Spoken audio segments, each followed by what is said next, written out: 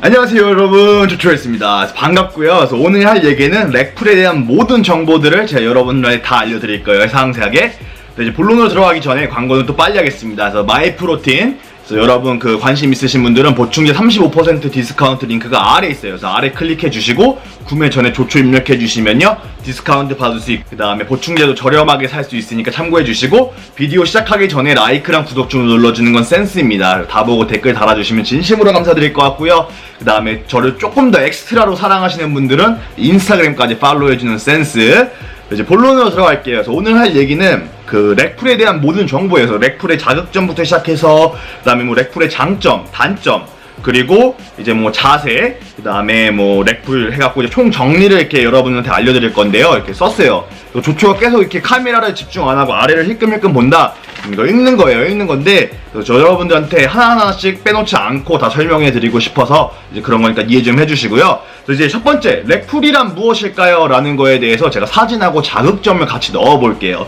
이거 같은 경우는 뭐냐면은 이제 데드리프트를 변형시킨 겁니다. 그래서 여러분들도 아시겠지만 데드리프트 같은 경우는 시간 소모가 굉장히 커요. 그래서 그렇기 때문에 제가 장점, 단점 얘기하면서 자세히 설명을 해드릴게요.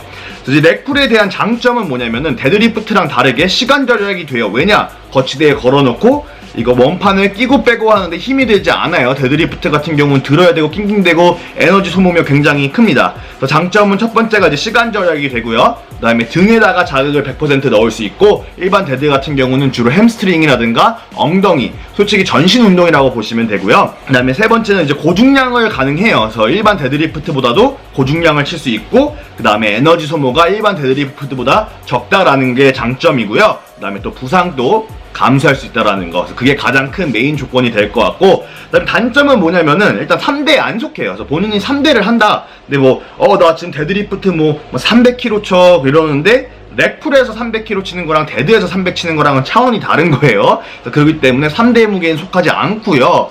예를 들어서 데드리프트 무게가 안 오를 때 렉풀로 하면서 올릴 수 있다. 이런 거는 이런저런 말이 많은데 그런 건 알아서 해주시면 되고, 그다음에 두 번째는 몸 전체에 자극이 가지 않아요.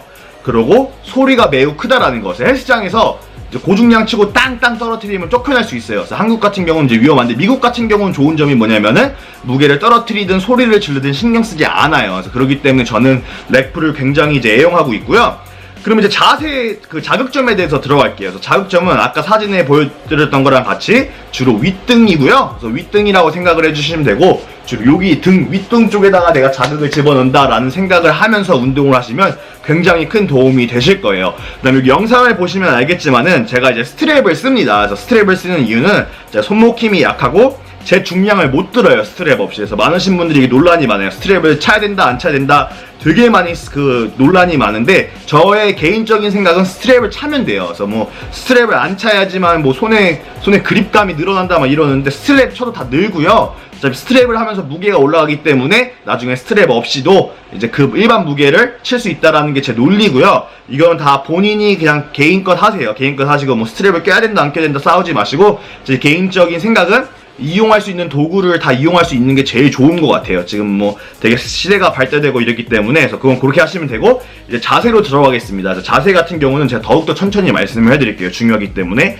영상을 보시면 나온 것 같이 저 같은 경우는 이제 무릎 위에다가 거치대를 걸어요. 그래서 그 이유는 뭐냐면은 최대한 가동 범위를 줄여서 등 위주로 자극을 주려고 하기 때문이고요. 그래서 예를 들어서 내가 일반 데드리프트까지는 끝까지 다 내려오기 때문에 주로 햄스트링에 자극이 엄청나게 많이 가요. 데드리프트가, 일반 데드리프트 같은 경우는. 그래서 그거를 없애기 위해서 저 같은 경우는 무릎 위에다 두는 거예요. 그래서 햄스트링 하는 날에는 저는 데드리프트를 따로 합니다. 근데 지금 등 하는 날에 하는 이 렉풀은 저는 주로 등을 위에 치고 싶기 때문에 무릎 위에다 놔요. 그래서 햄스트링이 자극이 안 갈 정도로.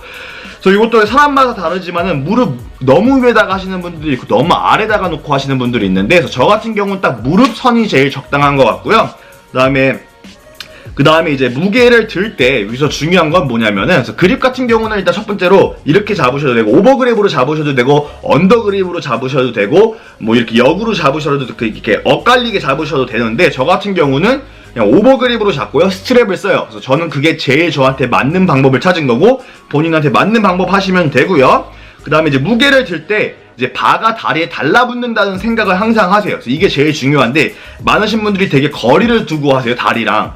이게 그 바가 다리에 안 붙게끔 하면 문제가 뭐냐면 부상 위험이 있습니다. 부상 위험이 있고 자극 지점이 제대로 안 가고 허리에 무리가 엄청 가요. 그렇기 때문에 항상 바랑 다리는 거의 붙여놓는다라는 생각으로 하시고 하시면 돼요. 그래서 뭐 쓸리고 이럴 정도까지는 아니더라도 최대한 다리랑 가깝게, 바랑 다리랑 가깝게 잡아주시면 되고요. 영상 참고해 주시면 되고, 그 다음에 마지막으로 중요한 게 뭐냐면 자극 지점입니다, 여러분. 자극 지점인데 저 같은 경우는 자극 지점까지 끝까지 올라가요. 끝까지 올라가면 이제 느끼는 게 어디냐면 광배랑 윗등 쪽에 자극이 딱 가요. 그래서 여기서 한 2초 정도 있어줘요. 그 다음에 내려오고 2초 정도 왔다가 이렇게 내려주고 이제 이런 식으로 하고요. 저 같은 경우는 세트 수 같은 경우는 렉풀 같은 경우는 4세트를 합니다. 그래서 2개 정도는 이제 그러니까 첫 번째는 거의 준비 운동식으로 적은 무게로 시작을 하고, 두 번째, 세 번째, 네 번째에서 완전히 고중량을 쳐요. 아니면 세 번째에서 고중량을 치고 네 번째 드랍 세트를 하든가 이런 식으로 하고요. 횟수는 주로 8회에서 10회고 마지막 세트 같은 경우만 5회에서 8회 정도로 치고 있어요. 완전한 고중량으로 이제 그렇게 치고 있다라는 거 말씀을 드리고 싶고요. 세트랑 횟수는 본인이 맞게 바꾸시면 되는 거고, 그다음에 이제 총정리에 들어갈게요. 이제 렉풀 총정리. 자, 첫 번째. 3대 위주로 운동하시는 분들 같은 경우는 주로 렉풀을 할 필요가 없다라는 게 제 개인적인 생각입니다. 그래서 주로 본인이 바디빌딩이라든가 뭐 헬스를 처음 시작한 지 안 되고 데드리프트가 좀 약간 안 맞는다 이러시는 분들은 렉풀을 안 하셔도 돼요.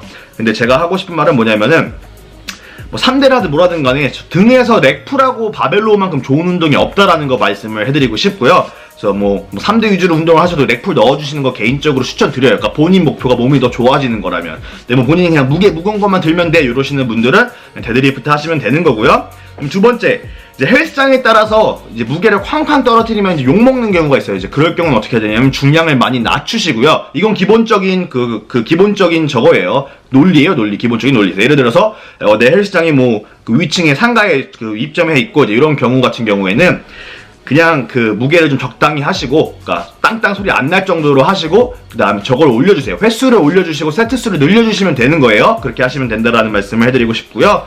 그 다음에 자세 같은 경우 아까 얘기했듯이 바가 무릎에 닿는 거, 죄송합니다. 거치대가 무릎에 오는 거 생각해 주시고, 그 다음에 스트랩은 이용해도 된다라는 거, 그러고 나서 무게 들 때 바가 다리 쪽에 붙게끔이라는 그런 생각을 항상 해주시고, 올라와서 2초 정도 멈춰와 주시라는 거. 그래서 자극 지점을 느껴주신 다음에 2초 정도 있다가 내려오시면 된다라는 거, 이제 그렇게 설명을 해드렸고요. 그래서 아무튼 여러분 도움이 많이 되었으면 좋겠습니다. 그래서 오늘은 이렇게 자세하게 렉풀에 대해서 세세하게 다 들어갔기 때문에 여러분들한테 큰 도움 될 거라고 믿고요. 근데 항상 감사드리려고 여러분들한테 말씀드리고 싶습니다. 그래서 대회 지금 7주 정도로, 이제 7주 전으로 다 다가왔고요.